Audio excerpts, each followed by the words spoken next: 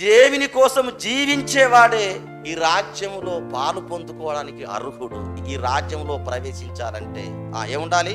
పరిశుద్ధత ఉండాలి. మరి కాంగ్రెస్ లో ఎలాంటి వారైనా ఉండొచ్చు. పాపులు ఉండొచ్చు, దుర్మార్గులు ఉండొచ్చు, నరహంతకులు ఉండొచ్చు, నానా రకాల వ్యక్తిత్వం క్యారెక్టర్ గల వాళ్ళు ఉండొచ్చు. మరి టీడీపీలో ఎలాంటి వారైనా ఉండొచ్చు, బీజేపీలో ఎలాంటి వారైనా ఉండొచ్చు. మరి క్రీస్తు రాజ్యపాలనలో ఎలాంటి వారు ఉంటారు అంటే సత్యమైనటువంటి వాళ్ళకు మాత్రమే.